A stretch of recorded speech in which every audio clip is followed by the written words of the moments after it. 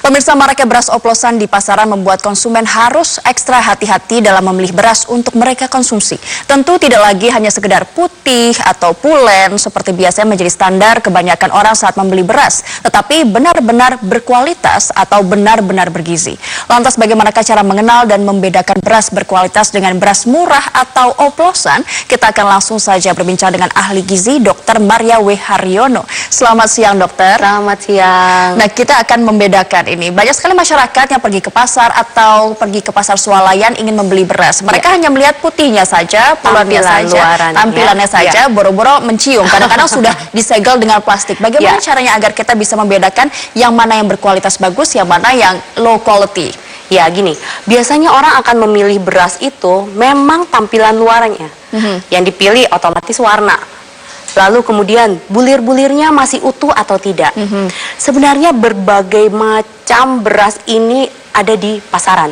Mulai yang panjang, kemudian yang gemuk-gemuk pendek gitu ya. Semua sebenarnya ada maksudnya. Ada yang suka pulen, kemudian ada yang suka lebih terpisah. Ini tergantung nanti untuk pemakaian. Pulen ataukah mungkin lebih kering gitu ya. Tetapi memang pada prinsipnya orang itu lebih memilih melihat. Secara kasat mata. Ya.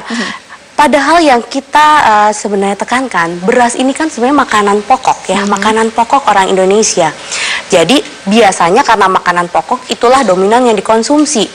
Padahal yang menjadi beras ini penting adalah berapa banyak yang dikonsumsi, bagaimana kualitas berasnya. Dalam arti gini, kadang-kadang kan beras ada yang sudah berkutu atau mungkin penyimpanan itu yang tadi kita lihat berapa sih kadar air. Kadar air ini menentukan. Kalau dia tidak kering, otomatis penyimpanan ini akan mempengaruhi kualitasnya.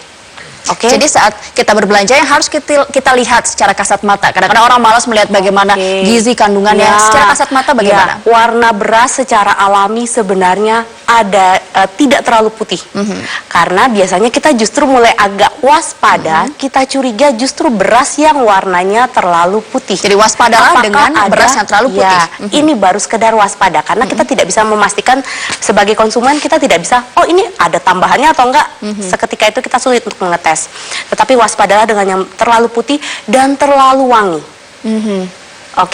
Memang ada ciri khas beras-beras tertentu kayak pandan wangi itu biasanya lebih pendek-pendek gitu ya, butirnya lebih kecil-kecil, lebih gemuk-gemuk gitu. Kalau misalnya berasnya panjang-panjang dan wangi, ini harusnya dicek kembali apakah ini benar kualitas beras yang ini, kemudian wanginya seperti ini, itu harus dipastikan. Tetapi pilihlah yang tidak bertepung, kemudian kalau dipegang ini juga kekeringannya dalam batas normal. Itu untuk memilih beras. Kemudian untuk mengolah, ini juga penting. Mengolah ya, olahlah dengan kematangan yang ini, yang pas. Yang pas. Memilihnya kalau melihat dari prinsip kesehatan, otomatis pilihlah beras yang lebih berwarna. Lebih berwarna artinya beras jangan merah terlalu dong. putih. Beras merah, beras hitam juga ada, beras coklat juga ada. Ya, itu sebenarnya lebih baik ya, Dok ya? Itu lebih baik karena kalau kita lihat dari proses pengolahannya, kalau kita berbicara dari sisi kesehatan, kita ingin yang zat gizinya ini lebih lengkap. Kalau beras putih ini dominan beberapa kategori beras putih lah yang sebenarnya kondisi nutrisinya ini sudah lebih jauh berkurang dibandingkan beras yang masih beras merah ini. Tapi yang dikonsumsi kebanyakan masyarakat Indonesia tentu saja adalah beras putih. Terkadang kalau kita pergi ke pasar swalayan, kita tidak bisa lagi memegang atau mencium gitu kan. Mereka sudah disegel dengan plastik. Tapi selalu ada disertakan kandungan gizi. Kandungan gizi dalam kotakan. Bacalah dengan teliti. Apa yang harus diperhatikan? Ini yang harus kita perhatikan adalah memang beras otomatis dominan adalah komponen karbohidrat. Tetapi ada komponen lain seperti protein, vitamin. Tetapi kalau beras putih kembali lagi, biasanya kadar vitaminnya jauh lebih berkurang daripada beras merah. Ada persentase tertentu, mungkin karbohidrat harus berapa persen, atau protein harus berapa persen, harus biasanya dalam tabel ini akan disertakan, dalam sekian gram, ini mengandung sekian gram karbohidrat. Biasanya kisaran karbohidrat ini bervariasi dari tiap jenis pengolahan. Ada range tertentu mungkin? Bisa antara 25 sampai 40 gram karbohidrat.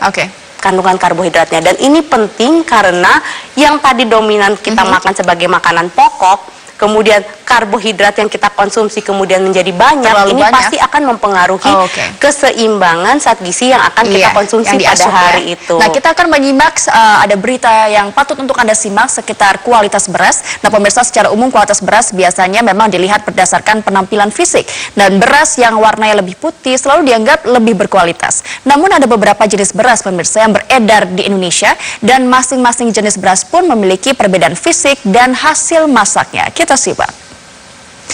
Pemirsa, beras yang dijual di Indonesia secara umum terbagi menjadi 5 jenis. Beras itu antara lain pandan wangi yang memiliki fisik bulat dengan aroma khas wangi pandan. Kedua, beras IR64 atau Cetra Ramos. Beras ini adalah beras yang paling banyak beredar di pasaran karena harganya memang terjangkau. Normalnya beras jenis ini akan pulen jika dimasak menjadi nasi. Beras ini memiliki bentuk fisik yang lonjong dan akan menjadi rusak ketika berumur lebih dari 3 bulan. Selanjutnya beras rojo lele, beras berbentuk bulat dan memiliki warna putih susu. Penyebutan rojo lele biasa digunakan di wilayah Jawa Tengah dan juga Jawa Timur. Dan untuk di wilayah lain, biasanya beras ini disebut dengan beras muncul. Selanjutnya beras IR42 berbentuk tidak bulat seperti IR64 tapi ukurannya justru lebih kecil, pemirsa. Beras ini merupakan jenis beras perak ketika dimasak menjadi nasi. Beras yang jarang ditanam oleh petani ini harganya justru relatif lebih mahal. Kemudian ada juga jenis beras C4 dan fisiknya mirip seperti IR42 namun sedikit lebih bulat. Beras ini jarang ditemui di pasaran karena memang jarang ditanam oleh petani. Tadi kita sudah simak bersama di grafis, ada beberapa jenis beras. Dan yang harus diperhatikan adalah tadi dikatakan cara memasaknya. Ya, memasak betul. beras putih itu harus pas, harus oke, harus benar. Bagaimana yang tidak benar? mentah. Jadi tidak mentah kemudian tidak over. Biasanya gini, kaitannya semakin dia semakin matang menjadi bentuk lebih lunak ya, bubur ya biasanya kita sebut. Ini memang efeknya ke kesehatan, begitu masuk ke saluran cerna ini cenderung lebih mudah untuk diserap oleh saluran cerna kita. Akibatnya? Otomatis mempengaruhi kadar gula darah. Oh. Hati-hati kepada terutama mereka yang memang sudah memiliki resiko atau memang sudah menderita kencing manis atau diabetes mellitus. Jadi semakin lunak itu beras kita tamak, ini semakin dia akan mudah untuk gula, terserap oleh saluran cerna. Dan berubah menjadi gula dalam tubuh Ya, kita. pasti dong. Dan kualitas beras itu sangat mempengaruhi tidak dengan apa yang kita asup akhirnya? Ya, kualitas sebenarnya yang mempengaruhi adalah tadi zat pati. Mulai dari penyimpanan, kemudian dia sudah bertepung atau tidak. Tetapi yang paling penting adalah kuantitas, jumlah yang dimakan hari itu. Kuantitas berarti ya? Jadi perhatikan, selain kita memilih beras yang baik ya, yang premium justru adalah bagaimana beras yang kita pilih itu lebih mengandung zat gizi yang lebih lengkap, kemudian jumlahnya. Ini sebenarnya kalau buat saya ini yang menentukan premium atau tidaknya beras itu ya, jumlah yang dikonsumsi hari Jadi terlalu itu. banyak juga sebenarnya tidak boleh ya karbohidrat betul, ya. Betul sekali, karena sebenarnya jatah makan karbohidrat kita sehari adalah sekitar 50-60% saja. Itu secara normal. Tapi kalau kita dominan makanan pokoknya adalah nasi, belum lagi kita konsumsi sumber karbohidrat yang lain, nah apa gunanya kita memilih beras yang premium tadi ya? Tadi dikatakan juga mengenai cara penyimpanan itu juga penting. Kadang-kadang berkutu, tetapi karena tidak ada beras lagi kita paksakan untuk dimasak. Bagaimana cara penyimpanan yang benar? Harus tempat yang tertutup dan kering. Mengenai berkutu ada yang mengatakan seperti begini malah. Justru berkutu itu justru menunjukkan bahwa beras tersebut tidak mengandung zat-zat tambahan. Oh ya, begitu ya? Ya, tetapi justru hati-hati. Apakah itu salah ya, mitos itu salah? Bisa jadi benar, tetapi hati-hati pula. Apakah berkutu ini memang karena sudah terlalu lama disimpan, ataukah memang ada sentuhan dari beras yang lain yang memang sudah ada unsur kutunya tadi. Jadi sebaiknya kalau misalnya ditemukan kecil-kecil kutu gitu di beras, ini kan sering sekali terjadi ya? Itu harus dibersihkan. Itu harus dibuang ya, tidak hanya bersihkan, sebenarnya harus dibuang ya? Ya, betul. Mungkin untuk kualitasnya dari kutu itu biasanya karena lamanya itu kita lihat dia sudah bertepung atau tidak. Oh, bertepung atau tidak itu juga itu kita sudah menunjukkan oh ini sudah lama. Jadi tips dan trik untuk memilih beras saat kita pergi ke pasar biasa yang kita bisa ambil sendiri, kita bisa cium sendiri, atau di pasar swalayan apa dari dokter?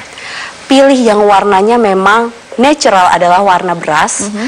Untuk bau ini adalah selera masing-masing. Kemudian pilih yang masih utuh, lebih berwarna lebih baik seperti beras merah tadi. Kemudian yang terakhir, konsumsilah dengan jumlah yang cukup saja, tidak terlalu berlebihan. Ya. Terima kasih banyak dokter atas Sama-sama. informasinya. Semoga ini bisa menjadi masukan baru bagi kita yang selalu saja mengkonsumsi beras putih dan nasi ya sebagai makanan pokok. Terima kasih banyak. Sama-sama.